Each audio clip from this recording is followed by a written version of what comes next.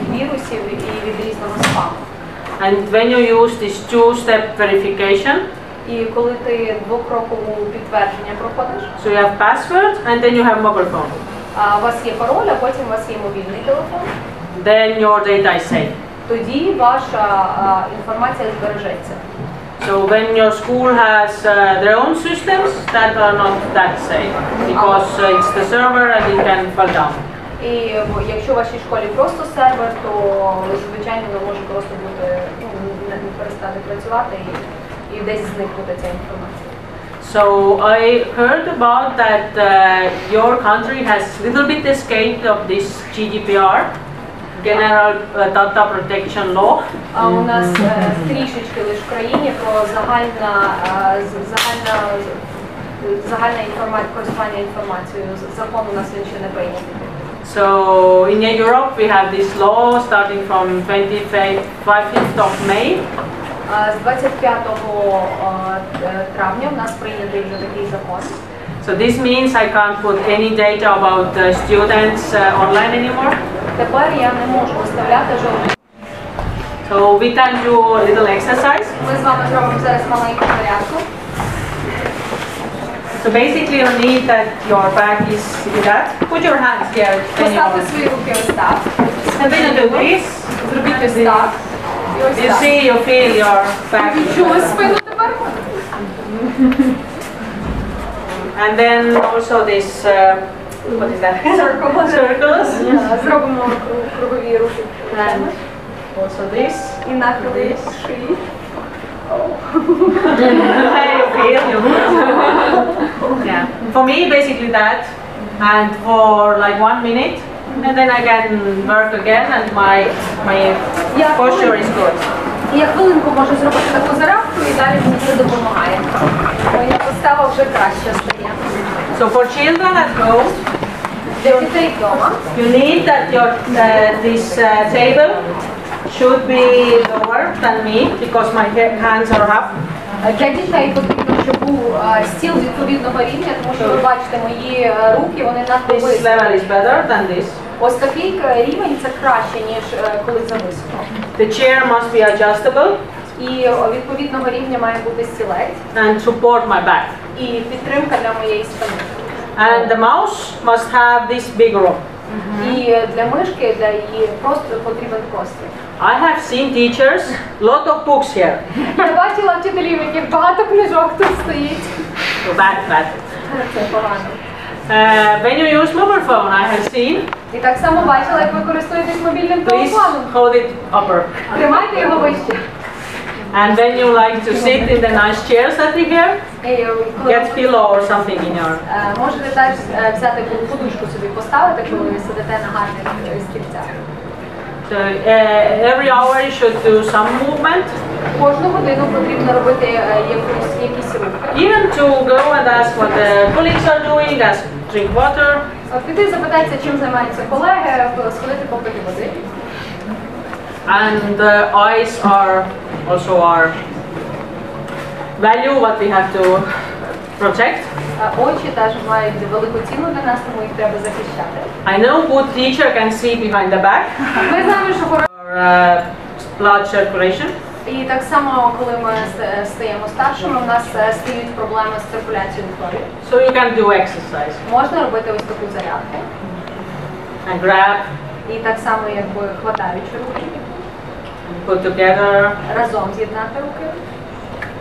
І пальці So a lot of these kind of exercises. От такого типу Helps. завдання вони допомагають.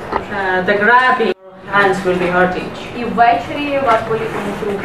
Yeah, this year it happened to me, so Цього року це вже трапилось зі мною. that's why I'm talking about that. Тому я вже про це теж говорю. So at schools, you should do this awareness things at least twice a year. В школі про безпеку потрібно говорити як мінімум двічі на рік. Because beginning of the school year, example October. І в початку року, наприклад, можна в жовтні. So whole Europe will celebrate Digital Security Month. Можна святкувати місяць цифрової безпеки. Then you have other things to do, and then it's Christmas, everybody forgets everything. Потім Різдво, всі і Новий рік, всі про все знов забули. And in February there is a Safer Internet Day for children, parents and teachers. І в лютому є такий день, коли святкується якби безпечне користування інтернетом. So there will be a lot of videos and tests and a lot of things. І можна дуже багато знайти відео, тестів, різних речей, які можна провести.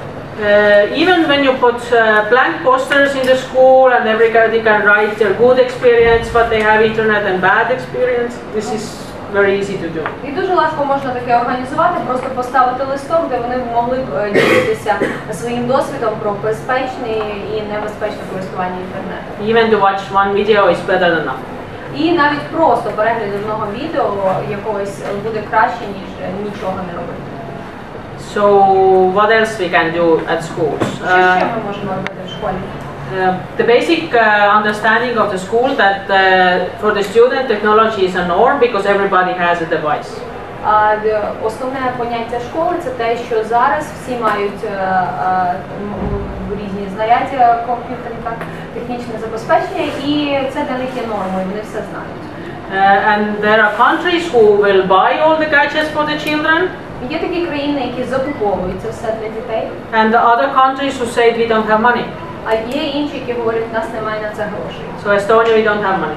У Естонії в нас немає на це грошей. So we use bring your own device, that children will bring their own device to school. І ми використовуємо такий метод, що вони приносять свої власні гаджети. And teacher have care.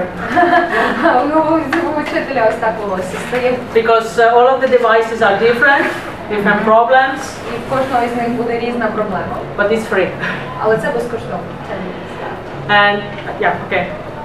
So we need to, at school, to provide for the teachers and students and parents a safe place to learning. Ми повинні в школі забезпечити безпечне місце для навчання. And also provide safe environment that they are not bullied. І щоб їхнє навколишнє середовище було безпечним і ніхто його булінгом не займався. So and when you have GDPR, you get these jokes. Але коли у вас буде GDPR, це оцей новий закон про безпеку, то у нас стане такий гумор, як написано на дошці. So basically, Santa Claus can't make a list anymore and put it up. Тепер уже Санта-Клаус не може писати список і просто його виставляти просто так список. And when your child comes to your board and you ask him to write the name, he will ask, no, how are you going to use this data? Коли ти викликаєш тепер учня до дошки і питаєшся, щоб написати своє ім'я, він запитає, а з якою ціллю ви будете цю інформацію використовувати? And yes, and we need to do awareness because the crooks are more clever. Як нам себе обезпечити, тому що шахраї вони стають все розумнішими. So in Estonia, Отже, в нас в Естонії we have made the digital safety curriculum starting from first grade. В нас є такий план роботи, методичка для школи. So we want them that they understand what is online and what is offline. Ми хочемо, щоб вони розуміли, що таке онлайн, що таке офлайн. To have a better passwords. Щоб вони були кращі паролі. And ask help. І щоб вони могли питатися про допомогу. So when we are 4th and 6th graders, коли ми в 4-му, 6-му класі, because they are using so much social media, вони стільки використовують соціальні медіа. So they should understand critical thinking. І в них має бути вже критичне мислення. What is true, what is not. Що правда, що неправда. And the 7th to 9th graders, we hope that they will help teachers to solve things.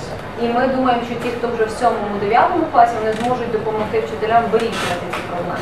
And in gymnasium we want them to be a good citizen, a loyal citizen to you. І коли у нас переходять до гімназії, ми вже розраховуємо на те, що вони будуть хорошими громадянами нашої країни. So one easy way to do these cyber exercises and things and start discussing is the game. You have these cards, and who haven't, then you can share.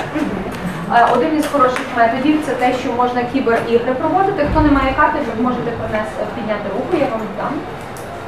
So in one side, the blue side, in the card, it is the short story.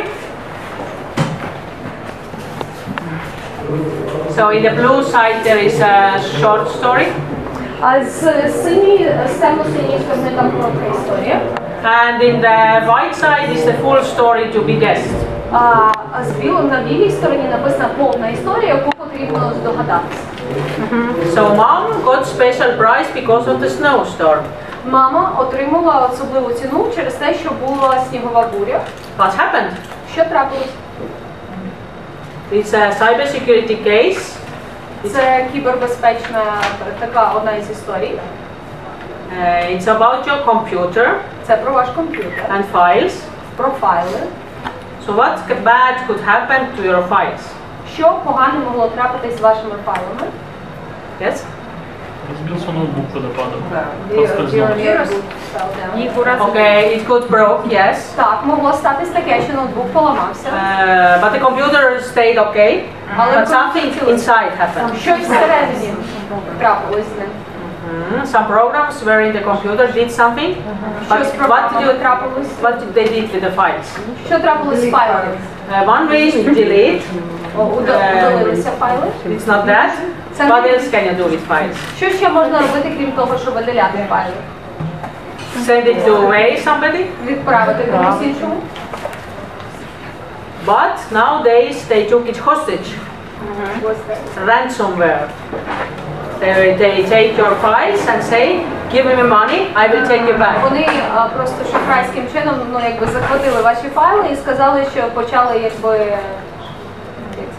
торгувати за те, що я віддам вам, так, якщо шантажувати, що я віддам файли, якщо ти мені. So mom got ransomware and the crooks were asking money. Мама кудись пішла, а оці шахраї вимагали гроші. But then there was a snowstorm. Але потім чогось було. In Ukraine, probably with snow, nothing will change. У нас, якщо випаде сніг, нічого не міняється. But it was in America. Це було в Америці. When it's snow in America, коли випадає сніг в Америці, nothing works. Нічого вже не працює. Banks are closed, traffic is not moving, so mom couldn't pay.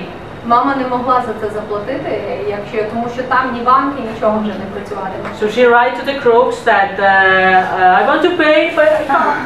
Вона каже цим шахраям, я хочу заплатити, але я не маю зараз змоги. So they laughed and gave the files back. Вони посміялися і віддали їй файл. So you have a paper and you have a car. У вас є папірець і є машина. How I can break your car? Як я можу поламати вашу машину цим листком? You have a new car. У вас нова машина.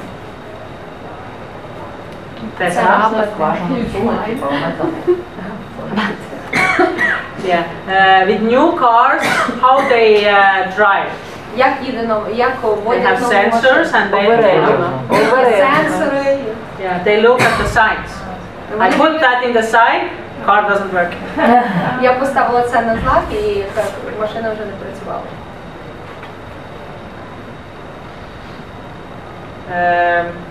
Okay. You're gonna go to trip this year probably. Yes. Ви, мабуть, будете кудись відпустку їхати цього року. So you get boarding pass and you go, oh, I will go to America. У вас є посадочний квиток, і ви кажете, я їду в Америку. No. They use it, but in a different way.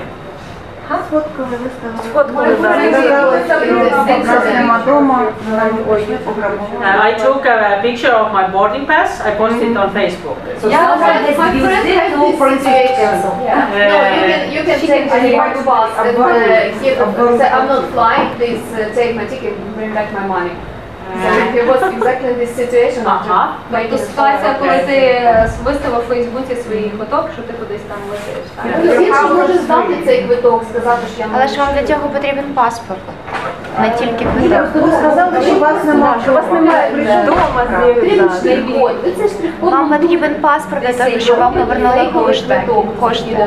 Так, але щоб вам повернули кошти, вам потрібен паспорт. В онлайні, якщо замовляли, то паспорт не потрібен. Але ж вам тоді потрібен пароль. Ідентифікація. Да. Якщо вони шахраї, вони зламають. Тобто їм буде потрібен квиток тоді.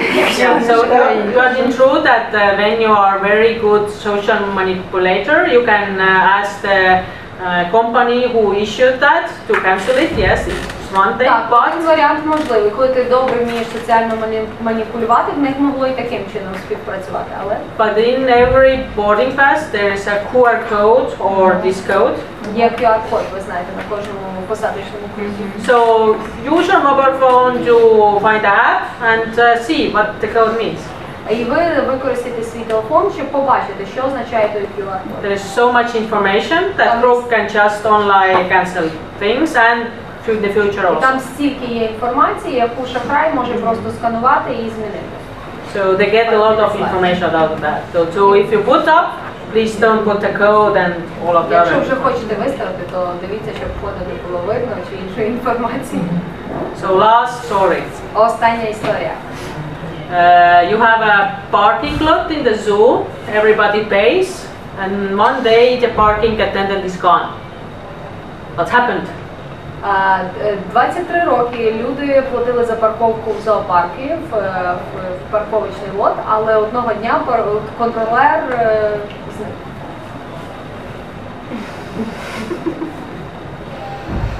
This is not technological. This is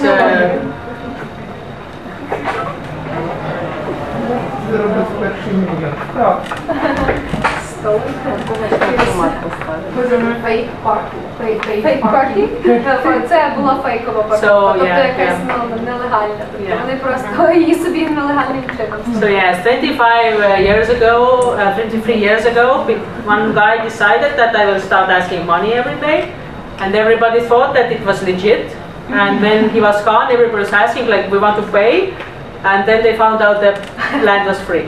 Отже, це була справжня історія, що одного разу цей чоловік 23 роки тому назад мав парковку, всі йому платили. Потім, коли його не стало, тільки всі почали питати, а виявилося, що він мав її нелегально. Всі ці 23 роки. Мабуть, автор читав. It's pension. В Києві така історія була з They had a story in Kyiv, the same way.